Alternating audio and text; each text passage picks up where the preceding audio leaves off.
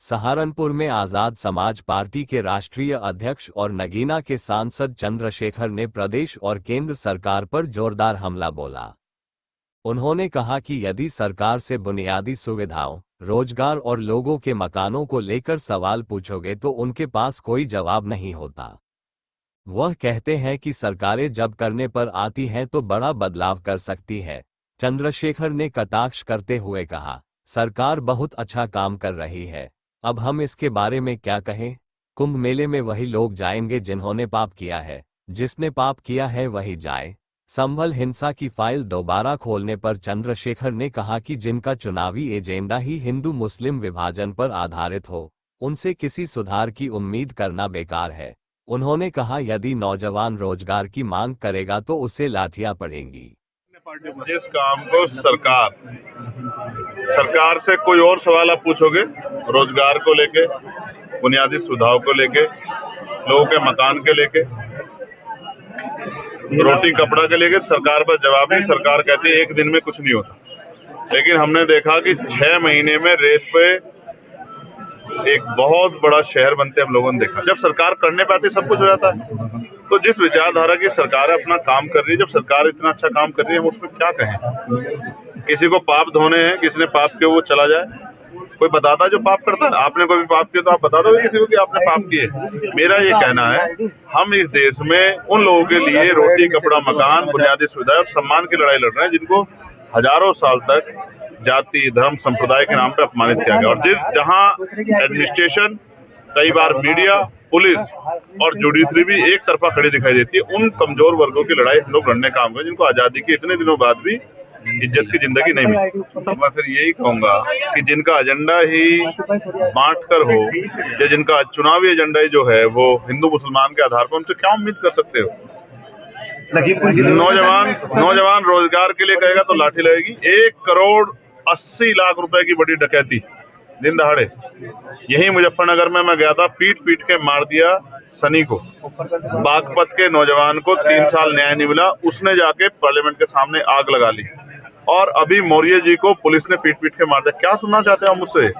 उत्तर प्रदेश में तो जंगल राज है, उस पर क्या सुनना चाहते हो मुझसे कि मैं मुख्यमंत्री जो तानाशाही रवैये के अब जो मन में आ रहा कर रहे हैं उस पर पीट सकता हूं उनकी।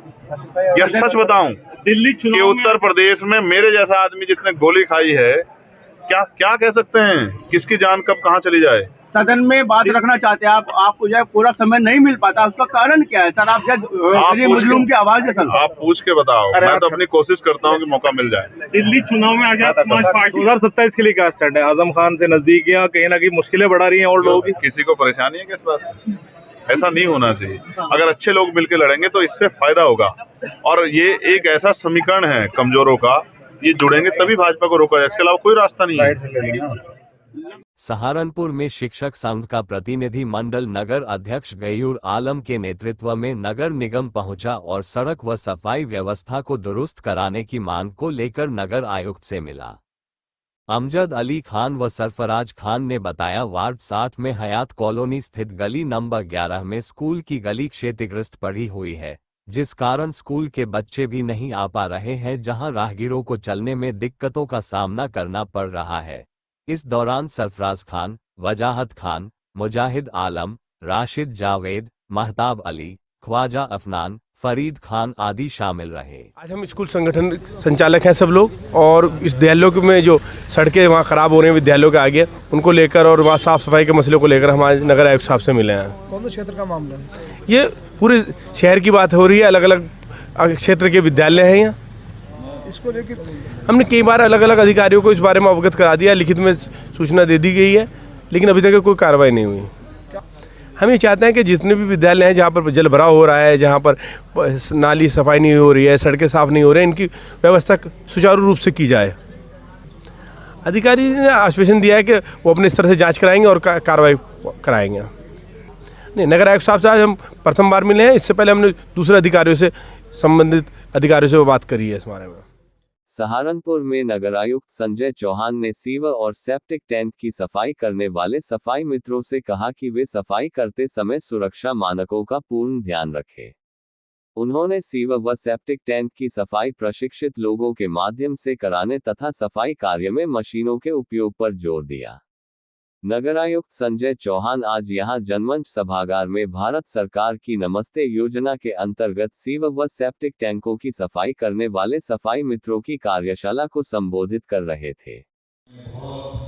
गंभीरता से इसको लिया और काफी चिंता व्यक्त की और सभी नगर निकायों के यूथ और नगरायुक्तों के साथ वीडियो कॉन्फ्रेंस करके उनको निर्देशित किया कि पहले आप अपने सफाई मित्रों की उनके स्वास्थ्य और उनके जीवन की चिंता करें।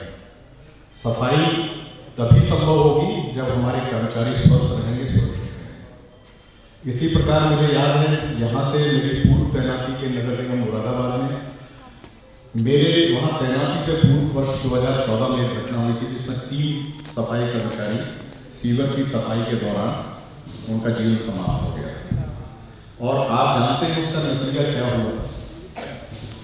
नमामि गंगे प्रोजेक्ट जो एक महत्वाकांक्षी प्रोजेक्ट है भारत सरकार का, जिसके तहत तमाम नगरीय निकायों में सीवर लेने का काम